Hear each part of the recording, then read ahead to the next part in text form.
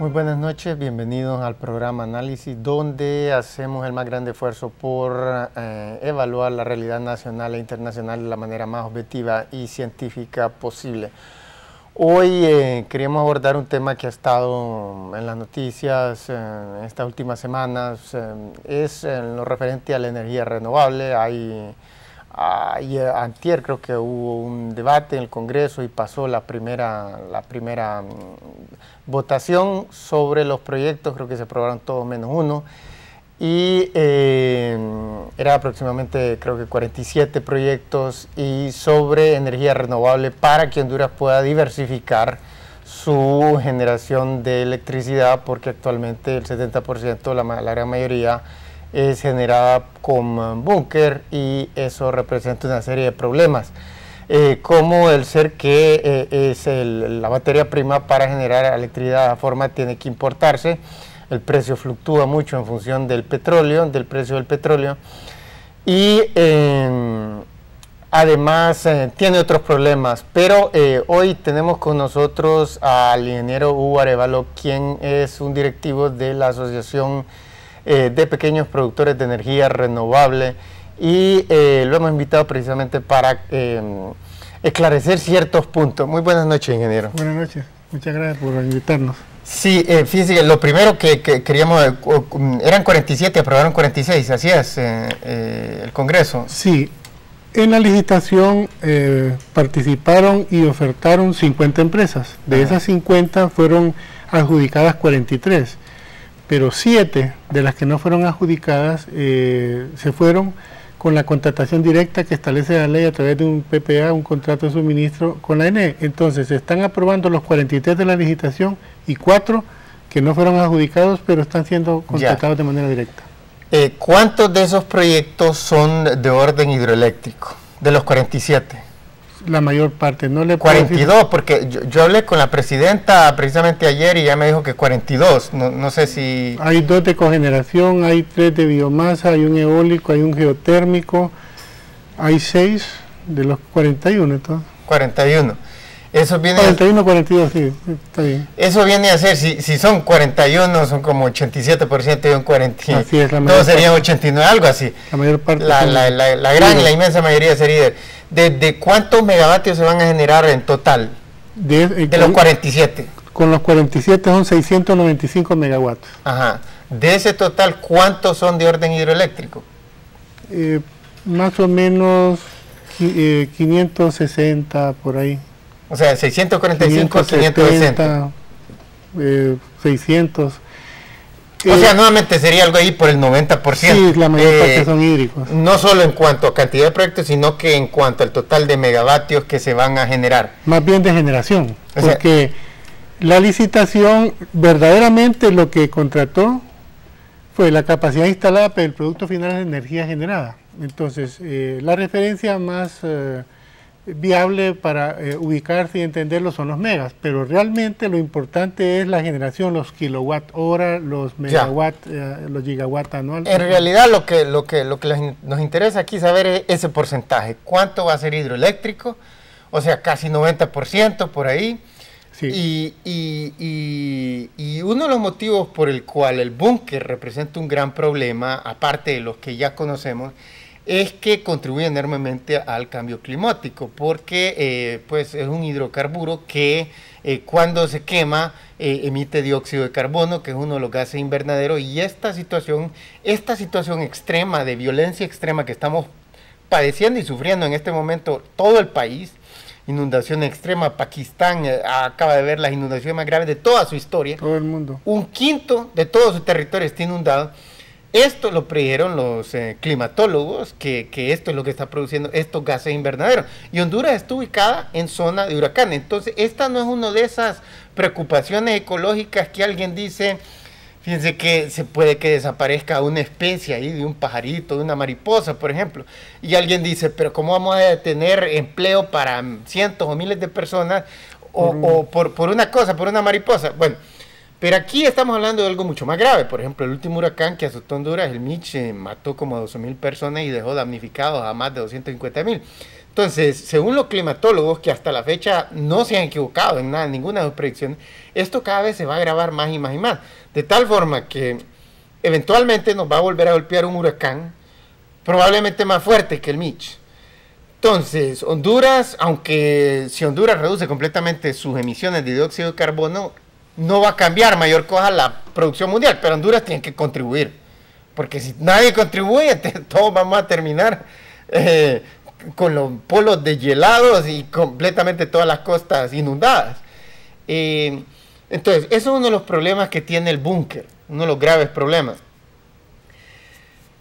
Y las represas hidroeléctricas tienen una gran cantidad de beneficios. Uno de ellos es el hecho que sirven también para irrigación, que sirven para control de aguas, para evitar inundaciones, que sirven para la piscicultura y obviamente para la generación de electricidad. Y está esa ventaja de que no hay que comprar nada del exterior, no se van las divisas, etc. Importaciones. Sí. Pero hay un problema. A partir de hace como 10 años aparecieron unos estudios que muestran que las represas hidroeléctricas también generan cambio climático porque generan metano. O sea, si una represa hidroeléctrica se construye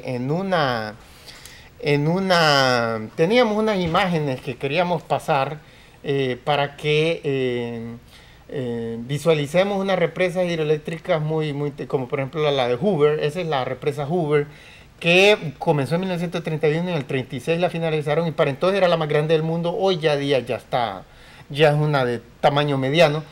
Pues esa se construyó en la línea divisoria del estado de Nevada y Arizona, y ahí es puro desierto, como podemos ver de lejos. Entonces, cuando ahí se inunda no hay ningún problema, pero cuando se crea una represa, esa todavía es la Hoover. Ahora miramos la represa de Itaipú en la frontera entre Paraguay y Brasil. Y es la próxima foto. En este momento la Itaipú es la más grande del mundo en cuanto a generación de electricidad. Pero está también las Tres Gargantas en Pero China. esa todavía no está generando tantos megavatios como la de Itaipú. Eventualmente va a llegar, pero todavía no. Ahorita este es el líder mundial en cuanto a generación. En cuanto a tamaño es la Tres Gargantas. El punto es que cuando se construye una represa en un lugar como Itaipú, que es un lugar completamente lleno de vegetación, como esa vegetación era terrestre, cuando se inunda, se ahoga a esas plantas y se mueren, y entonces emiten metano. Y los últimos estudios muestran que, bueno, el metano genera 23 veces más calentamiento global que el dióxido de carbono, que es el que genera una planta de electricidad con búnker. Y nuevos estudios muestran que una represa hidroeléctrica hecha en un país tropical, en este caso como Honduras, genera tanto cambio climático o más que una planta de generación de electricidad que genera la misma cantidad de kilovatios o de megavatios o lo que sea con búnker. Entonces, ¿qué hacemos ante un nuevo problema? Porque no es un problema ecológico que lo podemos tener a la ligera. En este momento estamos con la soga al cuello de derrumbe por todos lados porque las aguas se desbordan por todos lados. ¿Qué han considerado esa variable, ese factor, el factor de la generación de metano que tienen las represas hidroeléctricas? Bueno, lo primero, ahora no se necesita un Mitch para causar graves daños en Honduras. Posterior a Mitch, yo fui subcomisionado nacional de Copeco bastantes años, y antes de eso estuve en la unidad de hidrología NN. Ahora, un frente frío, un sistema de baja presión, le puede causar muchos daños en una zona iguales o peores que los que causó en esa zona el huracán Mitch. Entonces, no necesitamos un huracán, por supuesto, es la amenaza más grande, pero no necesitamos un huracán para tener grandes daños. Después de Mitch, si sumamos todos los daños que causaron los diferentes fenómenos de naturaleza y que generaron inundaciones, deslizamientos, nos vamos a ir aproximando a Mitch en daños. Así que... En muertes también, 12.000 muertes. No, en daños materiales. Es que fueron 6.000 y 6.000, sí. De 6.000 desaparecidos y 6.000 muertos. En aquel tiempo, cuando Mitch todavía teníamos mucha vulnerabilidad para manejar la estadística. Y entonces esos datos habría que confirmarlos. Por supuesto que hubo muchos daños, pero si sumamos los daños materiales, pérdidas de vidas, también después de Mitch han habido muchas. O sea que... Esta creciente cantidad de daños, todos son productos del cambio climático, la mayoría por lo menos. Pudiera ser, pero entonces... Pero también hay otro factor. Esa es la naturaleza. Pero también está la conducta humana. No solo los gases invernaderos. También está la conducta humana de irse a establecer en zonas de riesgo.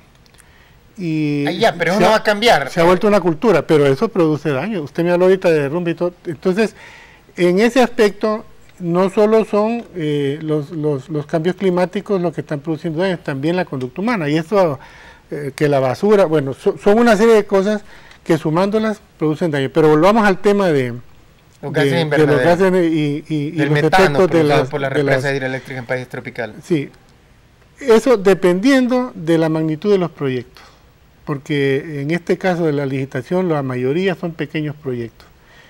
Honduras es referente de contratación de bonos de carbono. Usted sabe que los bonos de carbono se originaron por un esfuerzo de una parte de los países industrializados del mundo que, tratando de compensar ese daño que genera el desarrollo de su industria en sus países y que contamina el ambiente y que genera calentamiento, etcétera, tratando de compensar ese daño, crearon un mecanismo de apoyar los países que no son tan industrializados y que, al contrario, en lugar de generar emisiones de carbono, tienen sistemas ecológicos que contrarrestan esas emisiones. Entonces, que son nuestros bosques, pero bueno, ahorita estamos arriesgando a inundar algunos. No, estos son a filo de agua, eso es lo que le quería explicar. Entonces, el país tiene una riqueza de controlar emisiones de bonos de carbono, de contrarrestarlas. Y tal vez podemos hablar de... Sí, tenemos que hacer una pausa comercial, nos están diciendo. Cuando regresemos vamos a continuar hablando de esto. Así que por favor no se vayan, que en unos minutos regresamos.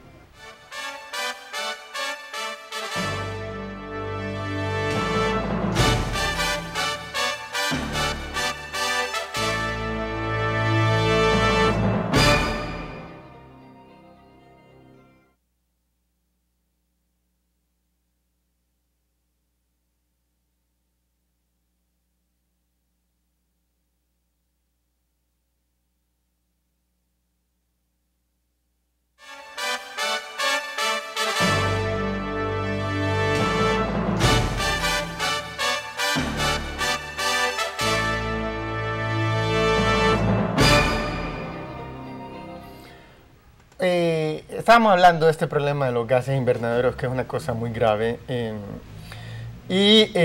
Usted nos decía, ingeniero, que no va a hacer mucho porque no se va a inundar mucha zona vegetativa. Correcto. ¿Cómo así? Honduras está completamente cubierta de árboles, arbustos, plantas. No, antes, ahora usted ve un daño ecológico terrible.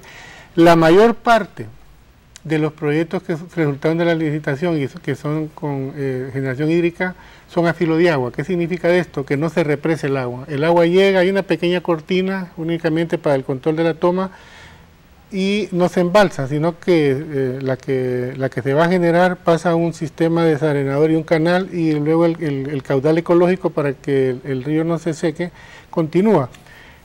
Esas son la mayoría de estos proyectos APER. Hay unos 3 proyectos que sí son inundables, o sea que van a tener una gran cortina y que van a generar una zona de inundación, pero es la minoría en cuanto a proyectos. En cuanto a generación, sí vendrían siendo como un 40% un 30% o un 40% del total considerable, una cifra considerable. Son grandes, son 150, 186, 226 megawatts corresponden a estos grandes proyectos. O sea, esos sí van a contribuir, sí van a generar metano, evidentemente, porque dependiendo de cómo manejen la inundación. ¿Cómo así? O sea, porque usted puede evitar la generación del metano. Usted dice que el metano se produce cuando se inunda la vegetación. Sí, entonces usted puede hacer un proceso para mitigar la emisión de metano. ¿Cómo? Eliminando. Pero cuesta bastante dinero y lo van a hacer, porque eso es caro. Es que no todas las zonas inundables son bosques, no todas. entonces son preguntas interesantes. Con tal de que haya vegetación va a emitir metano. Bueno, pero hay mecanismos. No tiene zonas desérticas, pues, pero como Arizona. Sí, pero usted puede eliminar la vegetación previa a la inundación con maquinaria pesada.